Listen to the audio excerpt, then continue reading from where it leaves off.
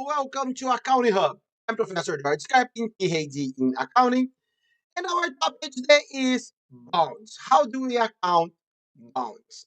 When we talk about bonds, we have two situations. The first one, I am purchasing the bond, so I am investing my money. So I'm purchasing it, I will receive interest plus the principal after some time. Second one, I am the company issuing the bond. So I will collect money from this investor here. And after some time, I will be paying interest. So interest usually semi-annually. And then after some time, I will repay the principal. And we have premium and discount bonds. We also have a face value bond, but they are not quite so they are not so often. But we will talk about it a little in our Excel file. So the fair value of a bond changes when market interest rates change.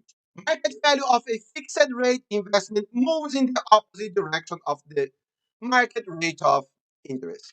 For instance, if my interest rate or if the bond's interest rate is greater than the market rate, it is sold at premium. That means that the company uh, their rating is not so good. They have a low credit score and they need desperate money. So they need to pay more than the market. So, for instance, my interest rate is 6% per semester and my market rate is 5% per semester. So, this company is paying 1% as premium. On the other hand, the company is quite solid, very nice rating, triple A rating, very high credit score. However, I am collecting money to purchase another company or for some expansion and so on. So I can sell a bond with discount. So the one who is purchasing it is giving me a discount because my interest rate, for instance, is 4% and the market rate is 5%. So we have a discount here. So first of all, how do we do the math and how do we do the journal entries?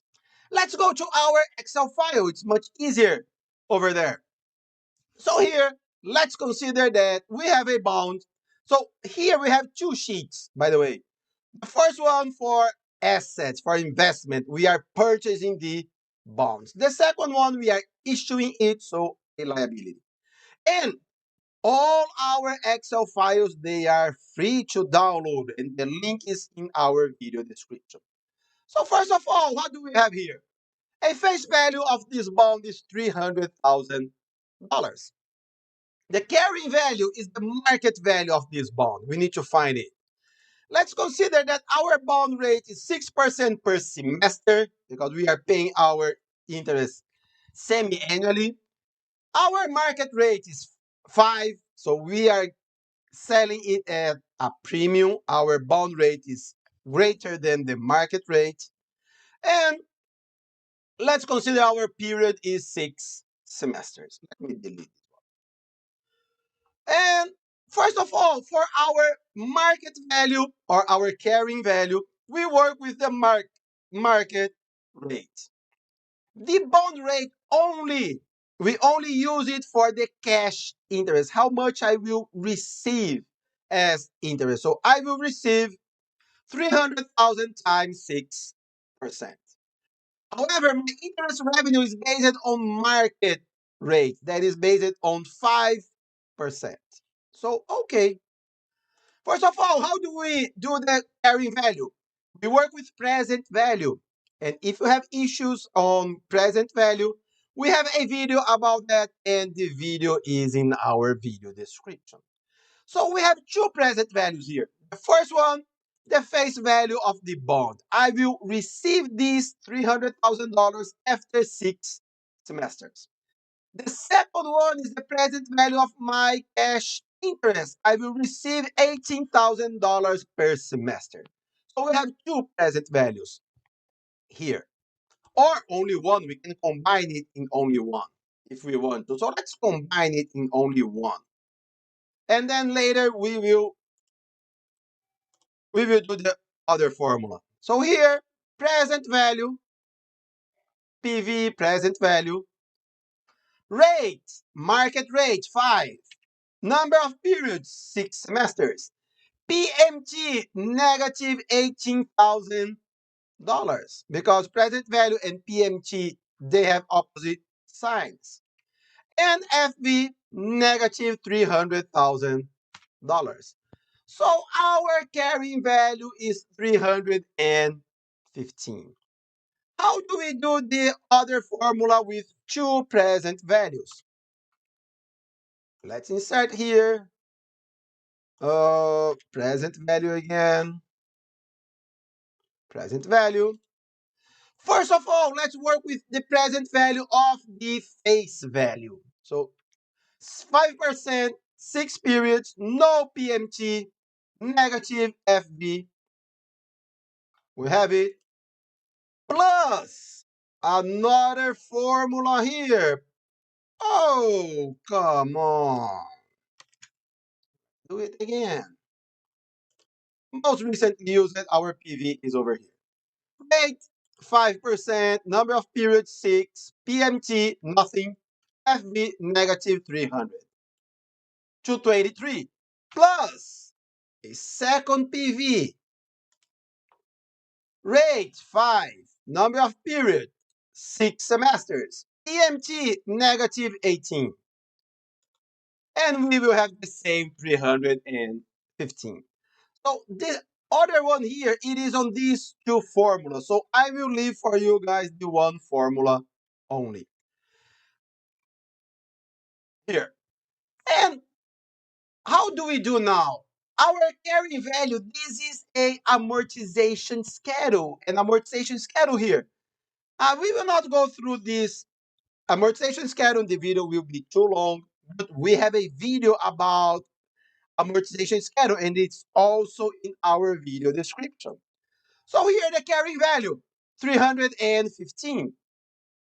We receive 18 on cash interest. However, our interest revenue is only 15. So we have our premium amortized $2,000 or $2,200, and it goes increasing because we need to amortize our premium. We amortize our principal. We go high. So our carrying value goes down, down, and down, and we have the 300 after the 6 semesters, and we amortize all of our premium in 6 semesters. And how do we account it? We are purchasing the bonds. So investment in bonds, $300,000. That is our face value. Cash, we are paying 315 because we are receiving more interest, so we are paying more. The difference, the number to balance it, is our premium. Okay? And then the first semester arrives. We are collecting this interest. Our cash, 18, we are collecting this money. Premium, we are amortizing this premium. That is either the number to balance or the premium amortized here. Interest revenue is our interest revenue here. So after each semester, we do this same journal entry. The cash will be always 18. However, the interest revenue and premium amortized, it will go differently. And it will go down all the time. And at the maturity date, we collect the money, so the company pays me back. So cash 300, investment in bonds 300. What if we have a discount here? And this premium here, it goes together with the investment in bonds. Okay? So let's consider our bond rate is still 6. However, our market rate is 7%. So we will not go through these formulas again. But what do we have? We pay less because we are receiving less interest, less than the market. So, or let's consider the market 6.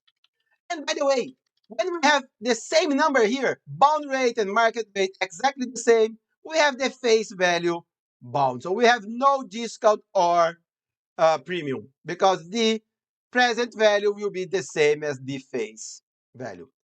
However, let's consider that now the market or my bond now it's 5%. So I am paying less. What do we have? Carrying value will be lower than $300,000. So my investment in bonds, face value. My cash, present value. The discount is the number to balance. Okay, so it is the number to balance here. The same amortization schedule, only different numbers. And after each semester, what do we have? Cash, 1,500. How much we are receiving it? Interest revenue, 17. Discount the number to balance, and it must be the discount amortized here. And at the maturity date, the same journal entry, cash and investment in bonds. Okay, guys, so this is the investment in bonds. What if we are on the opposite side? We are issuing the bond. So premium and discount, exactly the same. Let's work with the same numbers. So it will be easier. So 300.